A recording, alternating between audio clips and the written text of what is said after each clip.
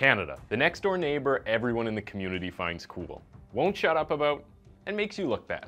But Canada hasn't always been the stereotypical, peaceful country full of polite people who'd sooner apologize than get in a fight. There's a dark history to the country, much like the United States, which many people are not familiar with. Welcome back to Twisted Minds. My name is James, and today we'll be going over the case of Robert Pickton, who might just be one of the most prolific serial killers in Canadian history, thanks to the sheer ineptitude and astute failures of police. Without further ado, let's dive into the story.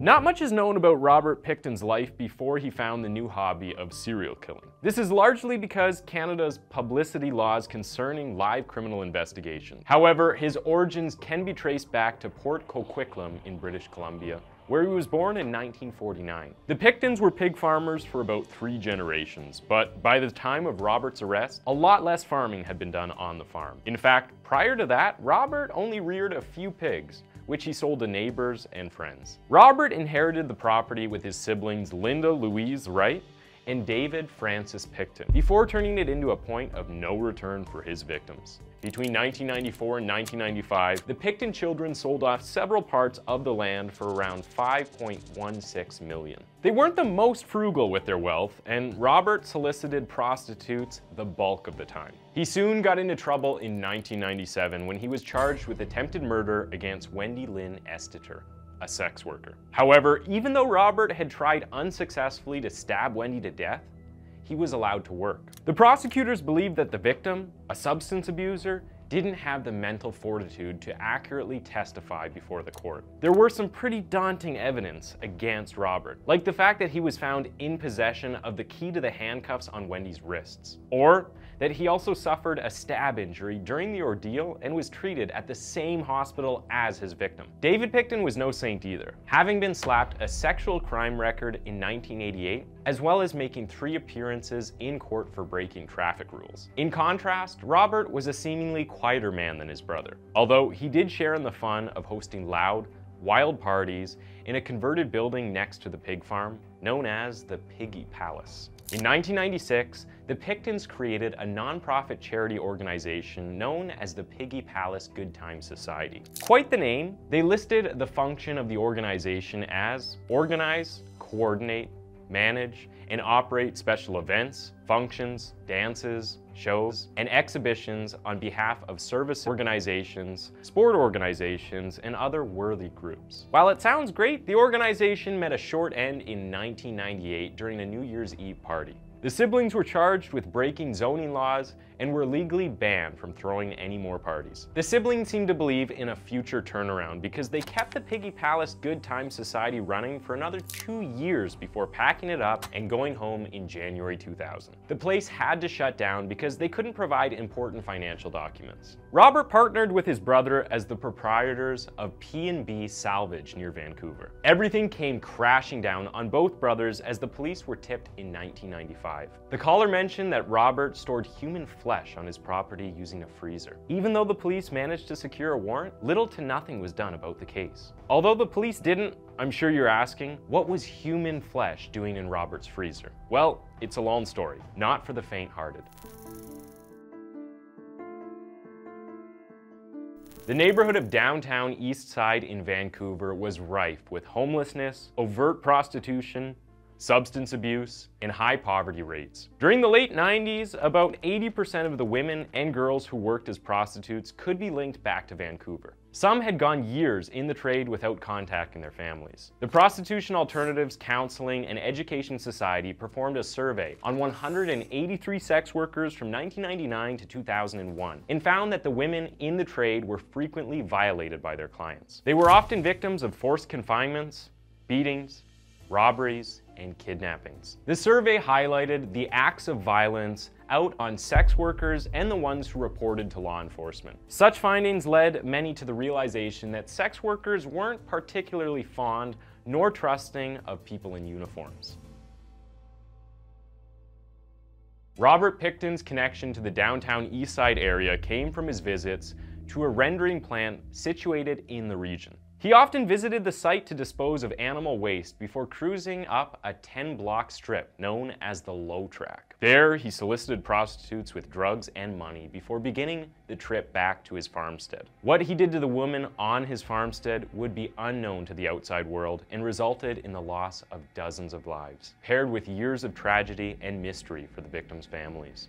In 1978, a joint task force called the RCMP Vancouver Police Department Missing Women Task Force was established. They immediately started processing a list of missing women over the years. The earliest case linked to Pickton was a woman named Diana Melnick, who was last seen on the 22nd of December, 1995. However, Robert was never convicted for this case. The most recent case of a missing person connected to him was Mona Wilson, who's last seen in November 2001. Her murder made it onto the 6 murders in Pickton's conviction. About 26 missing women were officially linked to Robert, with 1 occurring in 1995 and 1996 respectively. 6 happening in 1997, 4 in 1998, 5 in 1999, and 2 in 2000.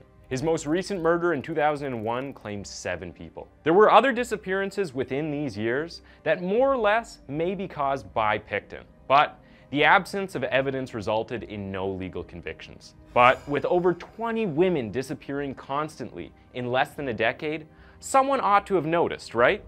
Well, no one did. And this was largely due to how marginalized people in the downtown Eastside area were due to their transient habits and lifestyles. Disappearances weren't noticed, and even the ones that came to light weren't reported quickly enough. For instance, Sherry Rail, who was last seen in 1984, wasn't reported missing until 3 years later. In 1987, the RCMP created a special team to look into the unsolved disappearances and murders of sex workers in the area. However, only a mere 2 years later, the group was disbanded for stunted progress. With little to no police investigation, Robert Pickton had a lust for murder, and the only ones who would find out about it didn't get the chance to tell the tale: his victims. Over the years, as the rate of disappearances escalated, rumors of a serial killer began to circulate in the downtown east side. Sex trade workers began walking in the low track in groups and writing down the license plate numbers of cars that picked women up. But the disappearances continued. In 1991, the families of missing women, along with advocates for the sex trade workers, established an annual Valentine's Day Remembrance Walk as a memorial to murdered and missing victims. They demanded a thorough investigation, but the police response was sluggish. The Vancouver police refused to say that a serial killer was at work or even considered that the missing women were dead. There were no bodies to warrant an investigation that would strain on police resources. To police, it seemed reasonable to presume that some of the women had moved away and others had died from drug overdoses. There were complaints of police apathy, particularly from the Vancouver Sun newspaper. It accused the police of giving low priority to crimes committed against sex trade workers. The Vancouver Police Department was also hammered by its reluctance to adopt newly emerging methods of investigation, such as psychological criminal profiling and geoprofiling. Many of the missing women were also Indigenous. As the Pickton case unfolded, with many Indigenous victims, it focused public attention on the wider issue of missing and murdered Indigenous women and girls in Canada. This in turn led to a national government inquiry into the issue, beginning in 2016. On the 22nd of March, 1997, a woman Pickton had taken to his farm fought back when he tried to handcuff her. She seized a kitchen knife and, in the ensuing struggle, both received serious stab wounds. The woman ran to the road and waved down a car whose occupants called an ambulance. She was taken to the Royal Columbian Hospital in Westminster. While the woman was undergoing emergency surgery, Pickton was receiving treatment for his injury in the same hospital. An orderly found a key in his pocket that fit the handcuffs on the woman's wrist. Pickton was arrested and charged with attempted murder, assault with a weapon, and forcible confinement. The charges were stayed and eventually dropped because the woman, whose name was placed under the protection of a publication ban by the courts, was not considered a competent witness due to drug addiction. Pickton claimed she was a hitchhiker who had attacked him. Absolutely tragic. In the spring of 1999, an informant told Vancouver police that a single mother and drug addict named Lynn Ellingson had seen a woman's body hanging in Pickton's slaughterhouse. When questioned by police, Ellingson initially denied the story. Only much later did she admit that on the 20th of March, she had in fact seen the body. She did not report it because she feared Pickton, and depended on him for money and drugs. In early 1999, Bill Hickox, who worked for the Picktons, informed the RCMP that Lisa Yelds, a close friend of Pickton, had told Hickox she had seen women's clothing, purses, and identification papers at the pig farm. Hickox believed they were the property of the missing women. Police questioned Yelds, but she was uncooperative. It was the second time Hickox had contacted police about his suspicions, but they could not obtain a search warrant based on hearsay evidence, meaning verbal information reported by someone who is not directly a witness to it. They required an eyewitness report of criminal activity or the existence of physical evidence. In 2001, the Vancouver Police and the RCMP formed Project Even-Handed, a joint task force to investigate the missing women from the downtown east side. In early February 2002, Scott Chubb, formerly employed by the Pickton family as a truck driver, informed the RCMP in Port Coquitlam that he had personally seen illegal guns in the Picktons' trailer home. That information met the official requirement for a search warrant.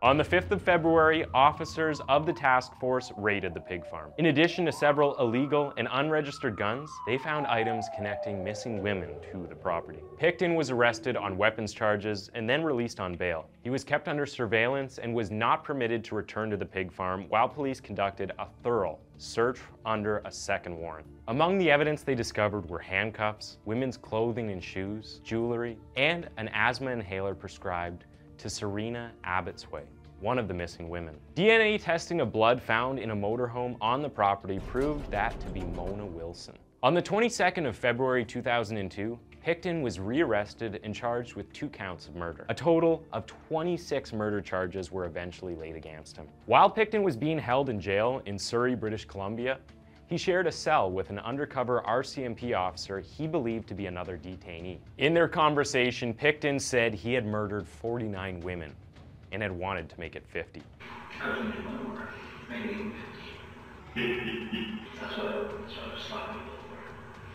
Yeah.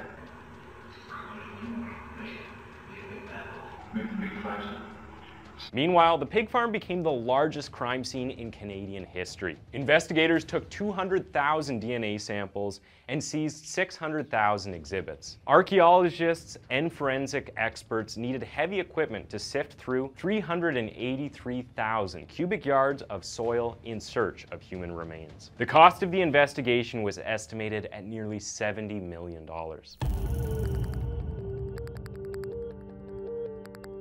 Pickton's preliminary hearing, to decide if there was enough evidence for trial, lasted from January to July 2003. Due to the unprecedented volume and complexity of legal issues that had to be litigated, his trial of the first 6 charges did not begin until the 22nd of January 2007. On the 9th of December 2007, Pickton was found guilty by a jury on 6 counts of second-degree murder. He was sentenced to life imprisonment in a federal penitentiary with no possibility of parole for 25 years. Although Pickton claimed to have murdered 49 women, he was only charged with the murders of 26 who could be identified with evidence found on the pig farm, plus 1 unidentified woman whose remains were also found, who was given the name Jane Doe. The Jane Doe charge was eventually dismissed by the court because of lack of information about her identity and the time of her death. After Pickton was convicted of 6 charges in the initial trial, British Columbia Crown prosecutors kept open the possibility of trying Pickton on the other 20 charges at a later date. However, on the 4th of August 2010,